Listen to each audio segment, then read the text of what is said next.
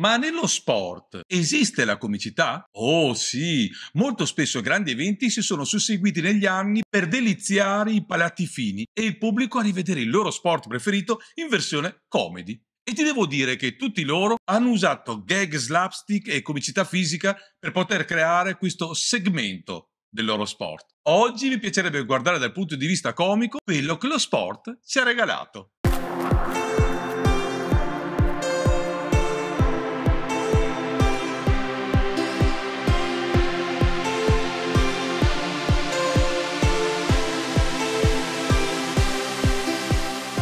Ciao, io sono Dandy Danno e faccio il comico visuale. Insieme a Diva G siamo un duo comico e in questo canale, se sei appena arrivato, sappi che parliamo di comicità, della sua storia e delle sue tecniche e anche i suoi segreti. Per questo ti consiglio di iscriverti e di azionare la campanella.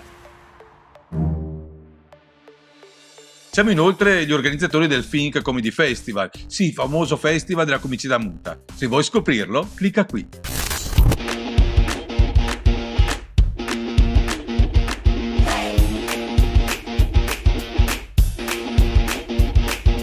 Ogni sport ci regala dei momenti a volte imbarazzanti e davvero esilaranti. Sì, ma c'è chi fa nello sport dei veri e propri spettacoli. Ma quali sono i gruppi o le performance che hanno stravolto il meccanismo della competizione usando la comicità? Te ne dico alcuni che meritano delle menzioni speciali. Partiamo con forse il più famoso. Gli Harlem Globetrotters nascono come una squadra di pallacanestro di Manhattan, dedita solamente ad intrattenere il pubblico grazie alla comicità, tanto atletismo e uno stile esibizionista.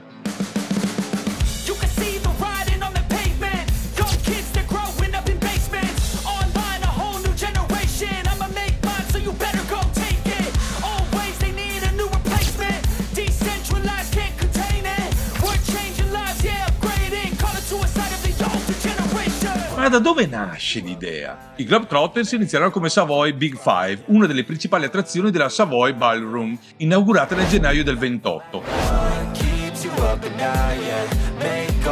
Era una squadra di basket di giocatori afroamericani che si autofinanziavano per esibirsi prima dei balli. Sì, perché stava passando di moda andare al Savoy e trovarono questa soluzione per attirare la gente. Ora tutti li conosciamo.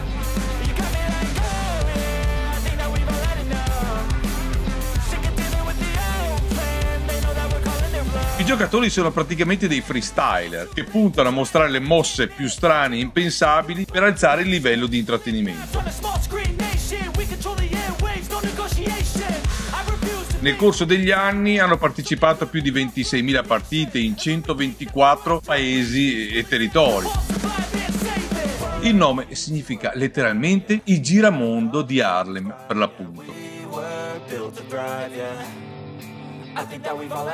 Il loro stile razzle dazzle, una parola per definire uno stato di ilarità per attirare l'attenzione, ebbe un gran successo di pubblico.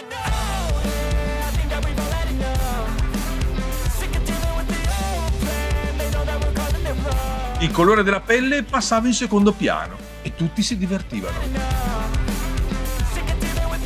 Saperstein, il proprietario, era praticamente l'unico bianco a dare una possibilità agli atleti di colore all'epoca. Lo stesso Saperstein era ebreo, quindi sapeva benissimo la situazione razziale e cosa comportasse a quei tempi. Così lui guadagnò enormi profitti dagli eventi organizzati, mentre la comunità di colore aveva sempre più un peso specifico nella società d'allora, il cosiddetto Black Empowerment. Ci sono molti aneddoti sulla loro storia, affascinanti e imprevedibili, ma ancora oggi sono in giro e se vuoi qualche notizia su di loro puoi andarle a vedere sul sito.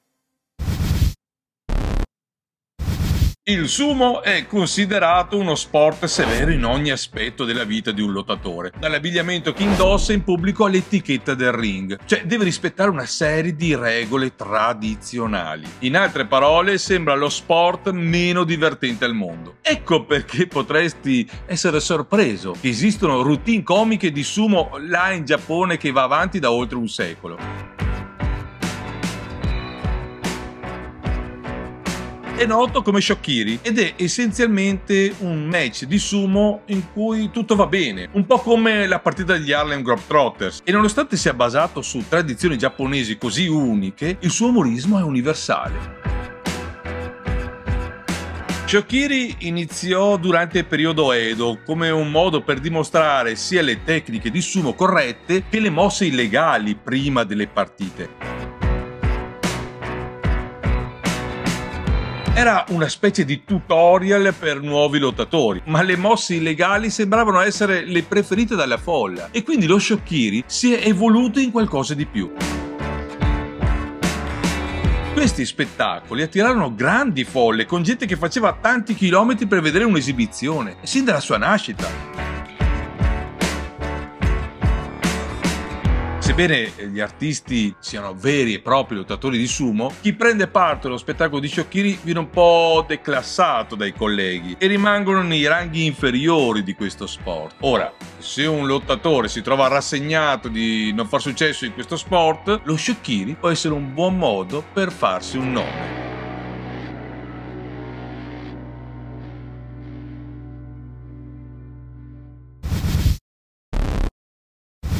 Chi rende il tennis più divertente al mondo? Senza dubbio Mansur Bahrami. Lo trovi ora nei migliori tornei di tennis al mondo, dove si esibisce quasi creando un cameo, un momento esilarante in mezzo a tanta competizione.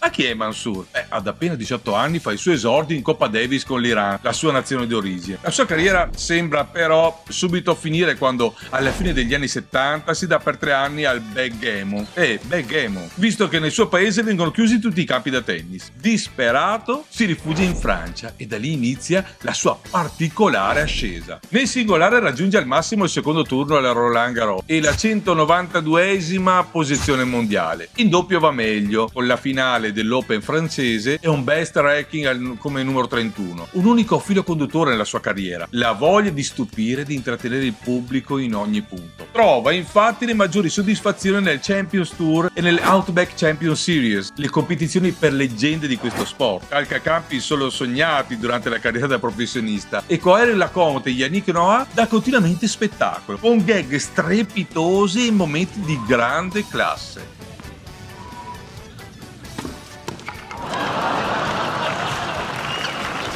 I suoi colpi migliori? Il lobo da sotto le gambe, il gioco al rallentatore, i servizi da sotto e qualsiasi tipo di colpo che possa lasciare a bocca aperta il pubblico.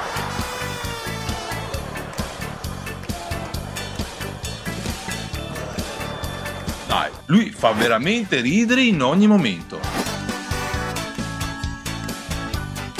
Spero di averti divertito con questi comici legati allo sport. O al contrario. Vabbè, comunque fanno ridere. Lascia un like e a presto.